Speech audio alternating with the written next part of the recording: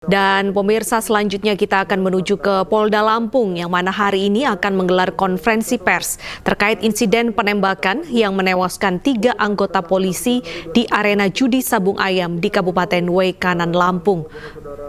Menghubungi pemilik mobil Honda Brio warna orange Nopol B269 Kaseto yang masih berada di sekitar Masjid Bojong.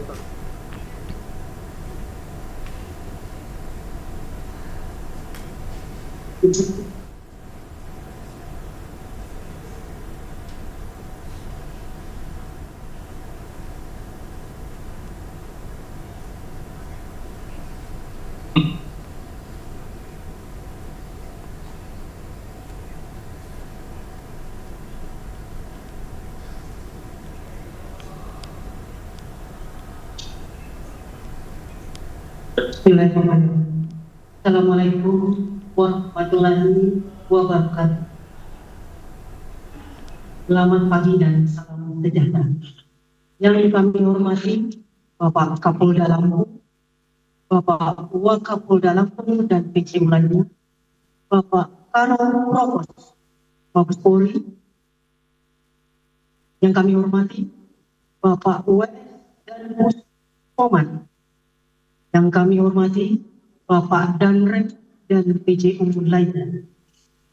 Alhamdulillah kita dapat melaksanakan pada pagi hari ini, hari Selasa tanggal 25 Maret 2025, Joint Investigation Press Conference. Untuk itu kami persilakan kepada Bapak Kapolda untuk menyampaikan.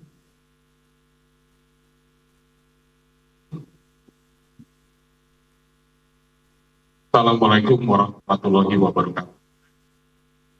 Selamat pagi, salam sejahtera, salam, Om Swastiastu, Namo Buddhaya, salam kebajikan. Rekan-rekan sekalian, pada pagi hari ini kami bersama-sama dengan Pak Badan Puspa dan Rem Polda dengan segenap tim yang tergabung dalam investigasi bersama dalam penanganan kasus penyelidikan dan penembakan beberapa waktu lalu akan menyampaikan update perkembangan yang sudah kita lakukan. Ini adalah sebagai bentuk tanggung jawab akuntabilitas kami kepada masyarakat untuk bisa menyampaikan secara objektif, secara transparan tentang apa-apa yang sudah dilakukan dan juga bagaimana dilakukan serta apa yang akan dilakukan ke depan. Yang pertama, saya tidak ulang tentang kronologis peristiwa, tapi saya ingin menyampaikan bahwa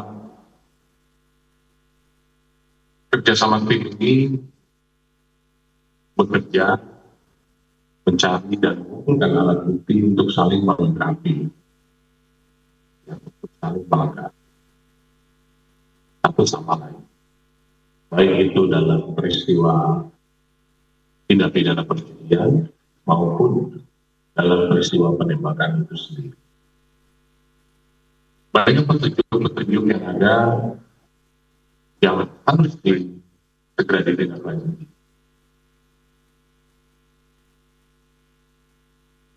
Sebagai tindak lanjut, Polda Lampung sudah melakukan pemeriksaan sebagai saksi 3 orang, updating dari yang sudah dilakukan kemarin, 3 orang, 2 anggota Polri dan 1 warga masyarakat. Terhadap 2 anggota Polri ini, 1 diantara sudah kita tetapkan sebagai tersangka perjudian, yang 1 sebagai saksi dan 1 warga masyarakat sebagai saksi. Peran-perannya adalah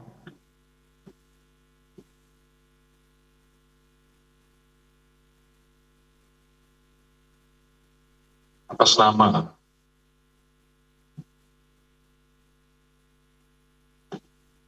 K atau Kapri, dia adalah anggota Polri Polda Sumatera Selatan. Dia berada di TKP. Dia kenal ini dalam kesaksian dia sebagai saksi untuk tersangka maupun sebagai tersangka bagi dirinya sendiri.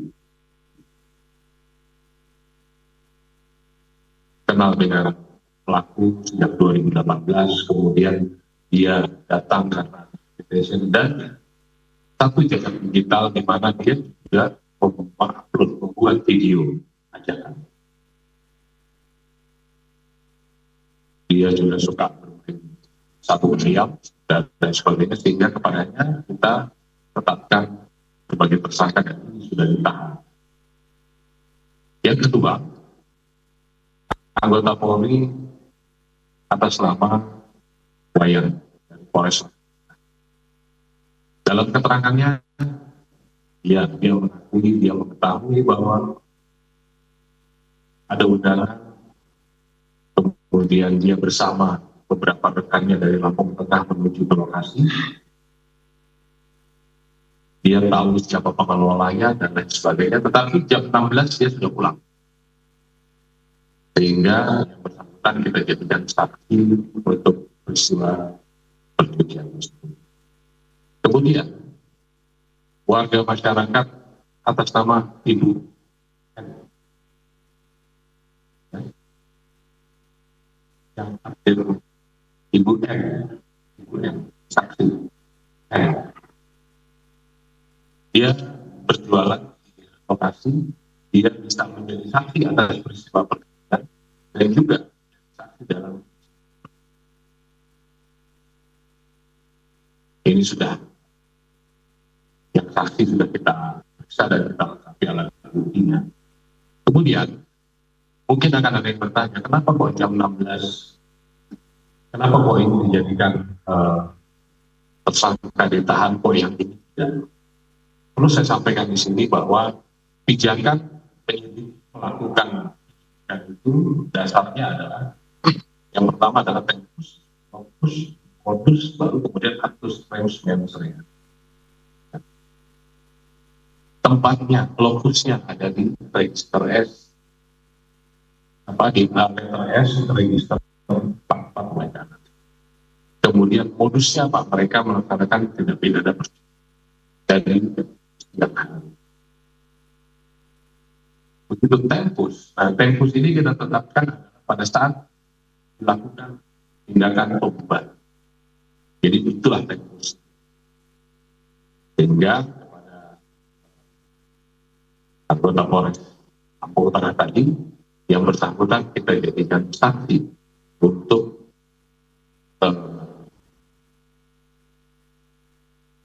perkara perjudian dan juga penembakan. Dia saksi dalam arti saksi yang menyatakan bahwa dia kenal dan lain sebagainya. Dari update ini kita sudah melakukan dengan teman-teman dari Puspomad, sehingga termasuk tadi malam kita juga berani melakukan diskusi dan lain sebagainya, sehingga selanjutnya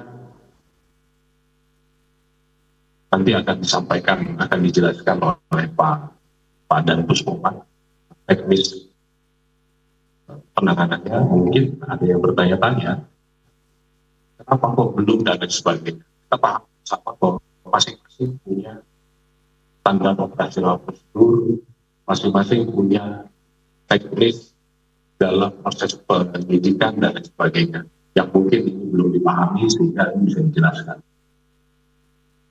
Kemudian yang berikutnya nanti begitu kita menunggu hasil lapor, kalau sudah keluar semua nanti kita akan melaksanakan gelar kembali bersama, kemudian berkas tersangka barang bukti kita akan limpahkan ke Pom.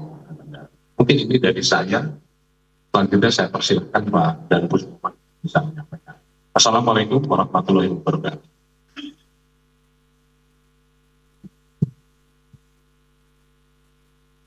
Bismillahirrahmanirrahim. Assalamualaikum warahmatullahi wabarakatuh.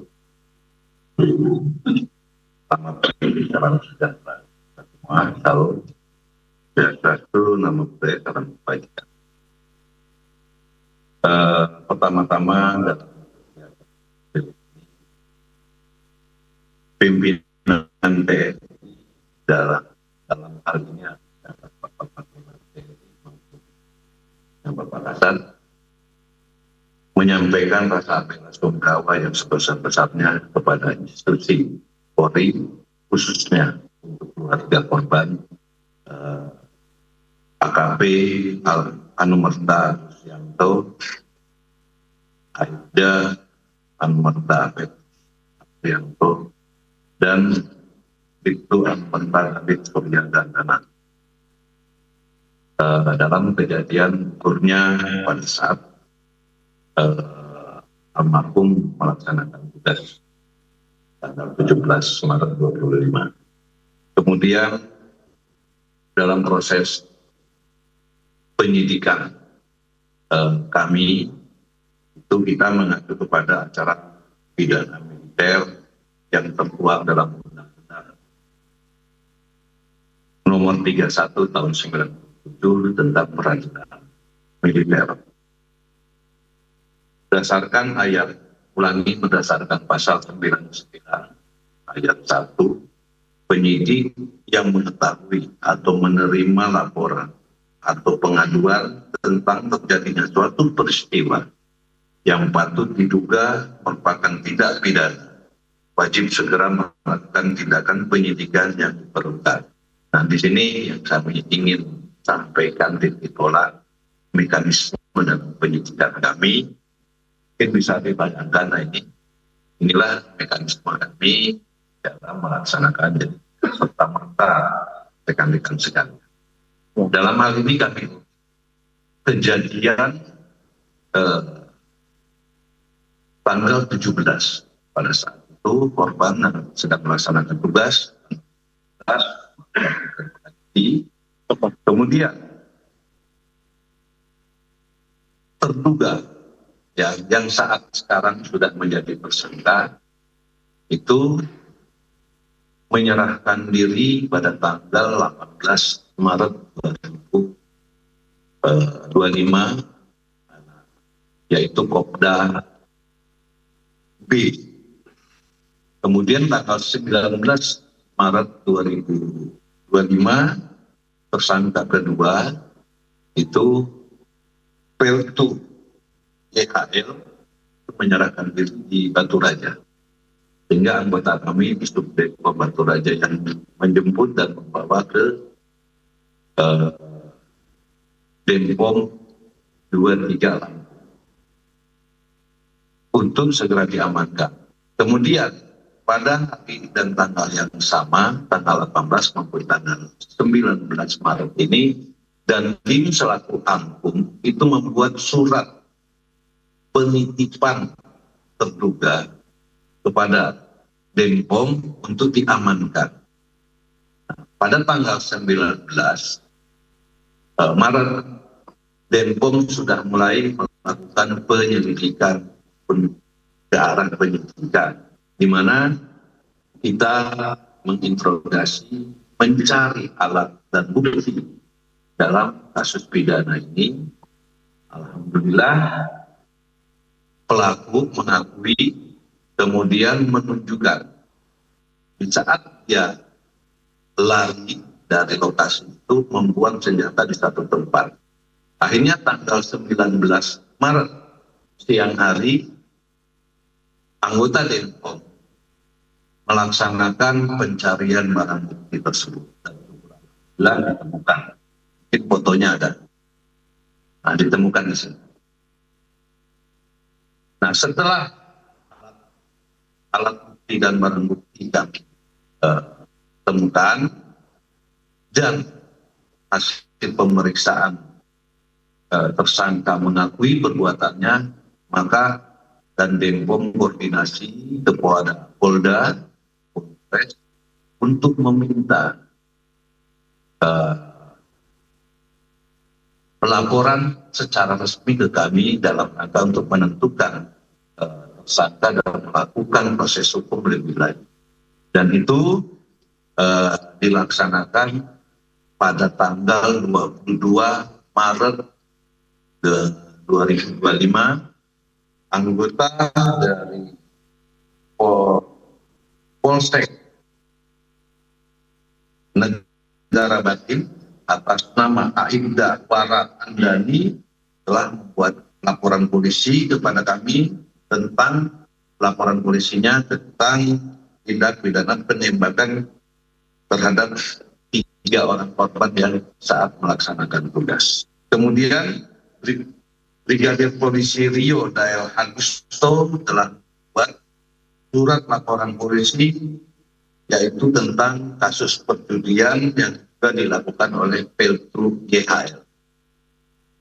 Pada tanggal 22 ini berdasarkan laporan polisi ini, maka penyidik melakukan SOP-nya atau mekanisme dalam penyidikan itu memohon buat surat permohonan kepada ANPUM, yaitu Dandim, atasan yang berhak menghukum Dandim untuk mengeluarkan surat penahanan sementara dalam rangka proses penyidikan. Pada tanggal 23 Maret 2025, Dandim mengeluarkan surat penyerahan perkara untuk penyidikan dan penahanan sementara. Sehingga di tanggal 23 Maret 2025 resmi kedua tersangka ini kita jadikan sebagai tersangka untuk penyidikan lebih lanjut. Kemudian setelah Denpom ataupun Pomdam 2 Sriwijaya menerima laporan tersebut, maka kami laporkan kepada Bapak Kasat dan Bapak Kasat memerintahkan kami untuk menindaklanjuti, membentuk tim supervisi dan percepatan dalam penyidikan ini. Maka kami koordinasi dengan Kadif Propam dan alhamdulillah pada tanggal 24 Maret 2025 sore hari kami beserta Parokop Probos Mabes Polri, Brigadir Jenderal TNI Ulangi, Polisi Pak Men Simanjuta bersama dengan Dan Pustin Melat dan bersama Sintel Mabesar, tim ini datang ke Lampung. Kemudian malam hari kami membedah permasalahan apa saja, apa mungkin yang akan kita lakukan ke depan, sehingga di tanggal 24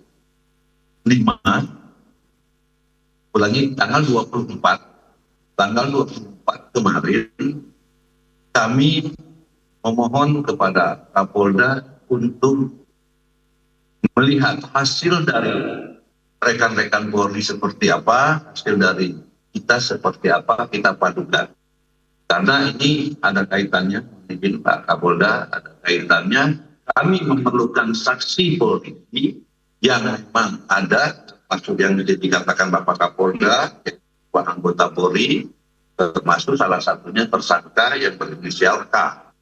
Kemudian satu masyarakat sipil Ibu Nur, tetapi kami juga di Denpom telah melakukan pemeriksaan beberapa saksi untuk memenuhi bagaimana proses hukum lebih lanjut. Kemudian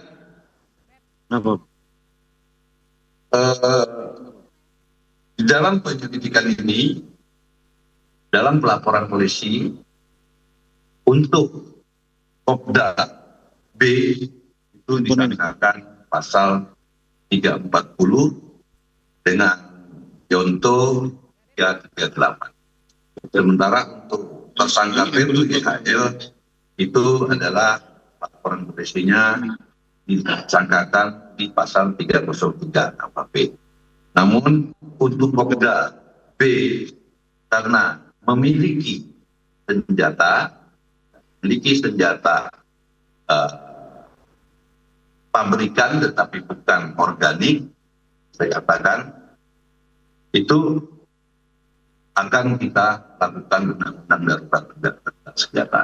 Jadi percayalah rekan-rekan sekalian, kami akan profesional, akan melakukan kerja dengan baik. Apa yang menjadi prosedur tetap kami jalankan. Kemudian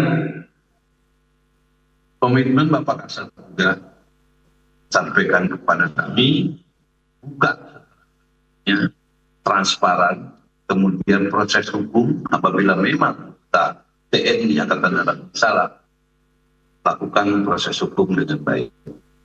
Maka kami akan berupaya untuk percepatan tim kami dari Jakarta, kami akan memperkuat Denpom segera menyelesaikan persoalan ini dan selalu bekerja sama dengan Polda, khususnya mungkin dari Dirjen Hukum, kami akan tetap lakukan. Dan jelas, Bapak Kasat, kolaborasi ini harus dilaksanakan, jaga institusi kedua belah pihak yang sudah sinergitas antara TNI dan Polri, kemudian lakukan yang terbaik untuk bangsa ini. Mungkin bisa kami jelaskan seperti ini, kurang dan lebihnya saya mohon maaf. Saya akhiri. Wassalamualaikum warahmatullahi wabarakatuh. Terima kasih Bapak kami atas penyampaian hasil Joy Jason. Selanjutnya pada sesi tanya jawab kami sampaikan kepada rekan-rekan awak media ini dari sisi kiri 1, tengah 1 dan kanan 1. Sesi pertama 3 pertanyaan. Kami persilakan. Sisi kanan 1. Ya, 1 terima kasih. Dikasih mic-nya.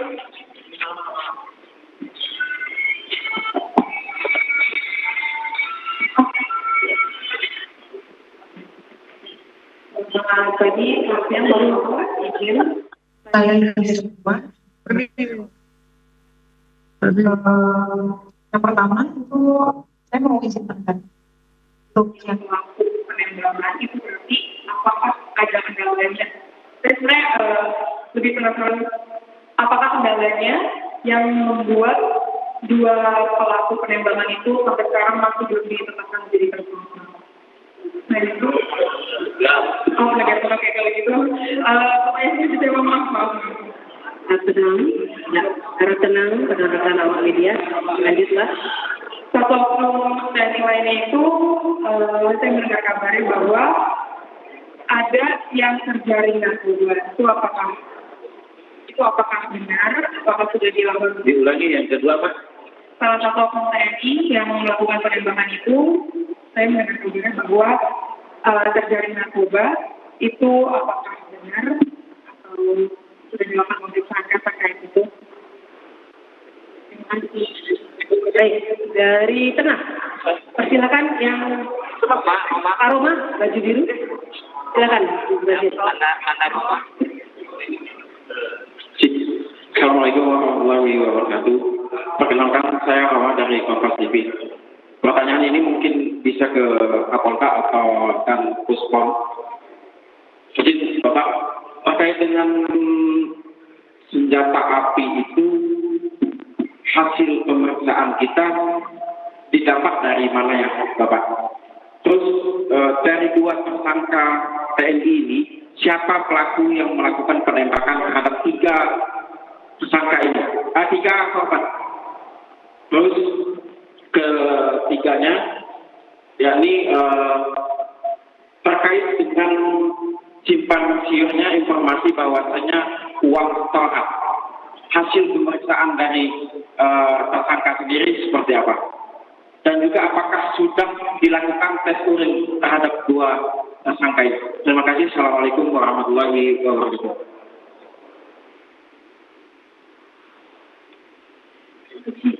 Kiri, silakan.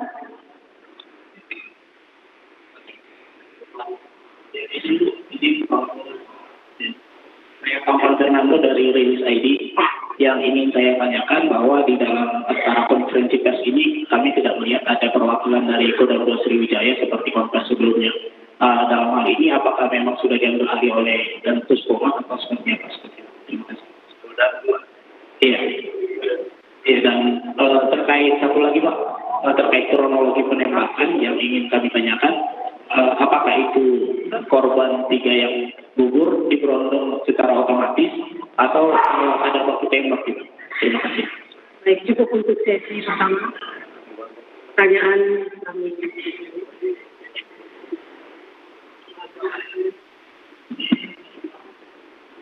Baik. Terima kasih rekan-rekan wartawan. Yang pertama mungkin dari TV One tadi bahwa kenapa apa yang menjadi kendala dari lamanya penetapan tersangka. Mungkin rekan-rekan semua sudah menyimak apa yang saya sampaikan mulai saya urut tanggal 17 sampai tanggal 25 ataupun sampai hari ini. Inilah. Jadi 22 itu kami menerima laporan polisi, 23 kami sudah melakukan penahanan, sementara yang Antum memberikan kepada kami. Kemudian tanggal 23 itu juga sudah kami nyatakan bahwa itu sebagai tersangka. Sudah jelas, cuma 1 hari sebenarnya. Hanya kan kami untuk menerima laporan, untuk melakukan penyidikan ini harus ada laporan polisi. Makanya di tanggal 22 itu, di tanggal 21 kami koordinasi ke Polda. Koordinasi ke Polres siapa yang membuat laporan. Karena ini kami akan mengusut dan mendapat gambaran bukti ini. Nah, makanya 23 sudah dijadikan tersangka. Dan itu sudah ada, sudah dicek oleh kita tim dari Jakarta maupun dari Polda. Itu tahanan saat ini kami amankan di Denpom 23 Lampung. Kemudian untuk pelaku terjerat narkoba, kami mempunyai SOP di saat kami menerima tersangka atau yang terduga. Itu pasti kami cek urin. Kami cek urin. Disaksikan oleh Bapak Danrem saat itu juga, dan itu hasilnya negatif. Kemudian melangkah kepada pertanyaan kedua, senjata api memeriksakan dari mana. Untuk percepatan, saat ini senjata api kemarin pada saat Pemda